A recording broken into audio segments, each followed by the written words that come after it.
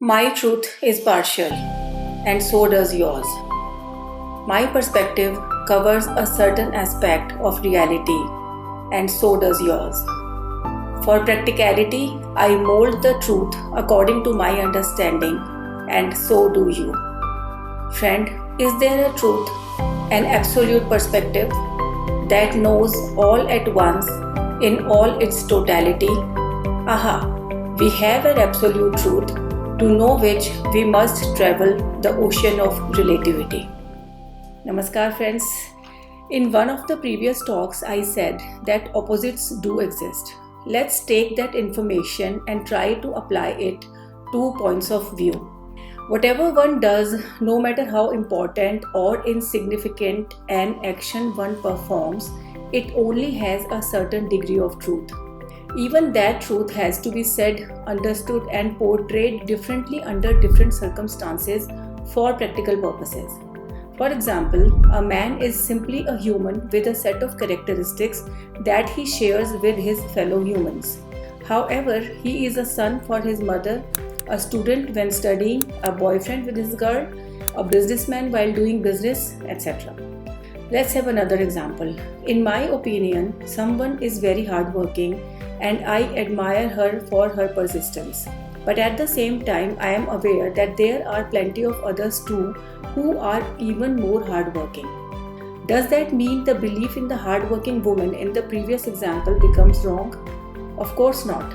Both truths are truths, however, with various degrees, and it depends highly on the context we are talking about. Okay, now you can come to our surroundings. We notice that relativity is spread everywhere around us. There are countless examples where we speak about things differently for practical purposes. Let us take a few. We say the sun has set. However, we all know the sun never sets. Instead, it rises in some other part of the world. Ponder over the concept of time. Time is perhaps the biggest philosophy of all times, as in reality, time does not have an existence. We use different units of it just for the sake of practicality. Isn't it mind-boggling? Now pause, look around and try observing something relative around you and be ready to get stunned. This contemplation gives rise to the practical viewpoint, which indicates that for practical purposes, we are supposed to act in various manners according to the situation we are facing at a given moment. Let us now take the limitation of languages into this consideration. Whatever one writes, speaks, hears, or reads falls under the category of practicality too, and hence only has a certain degree of truth. We notice that underneath all degrees of truth, there is an essence which indicates absolute reality. But as we are caught in the boundaries of sensory perception, we need the help of the language to get that essence, and here comes the next teaching of Samay-sar, where Acharya says that the way one is supposed to explain something to a foreigner in his language, the real essence or the absolute viewpoint cannot be described to ordinary people without the help of the practical viewpoint. Here we analyze that the absolute viewpoint is a subject of realization.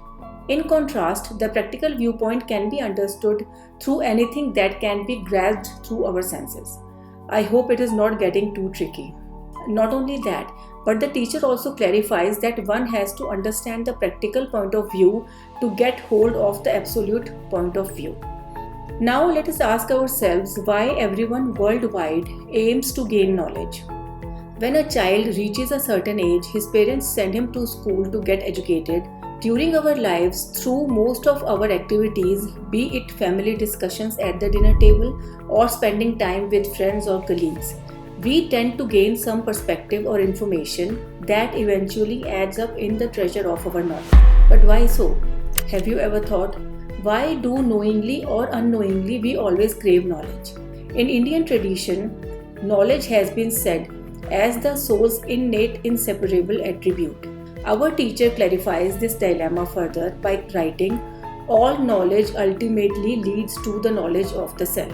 Here I would like to add the knowledge that leads to the self is the only right knowledge, Hence, especially in Jain philosophy, the emphasis has been made upon getting the right knowledge, and ancient Indian scholars convey that knowledge that doesn't lead to knowing the real nature of the self is wrong knowledge. Perhaps this is why prayer to begin the day, stories of moral values, spending time with contemplating the self, and meditation, etc., are being introduced in schools. Also, everyone is suggested to be aware of that innate essence in each dealing, personal or professional. Okay, in the end, I would like to quickly throw light upon the episode of today. So, here are the key takeaways. 1. There are two intellectual methods of approach to comprehend reality. One is the practical viewpoint, and the other is the absolute viewpoint. 2. Just like we have to step down to a child's mental level to make him understand something, the teacher uses practical viewpoint and daily life examples to make us understand our real essence. 3. The practical point of view is the road that ultimately takes the traveler to the absolute point of view. 4. The ultimate purpose of gaining knowledge for each of us is to know the real essence of who we are. And last but not the least, teachings of Samay Sar convey that any teacher guiding his students to follow another being saying that he can emancipate his followers leads them in the opposite direction, which means ignorance.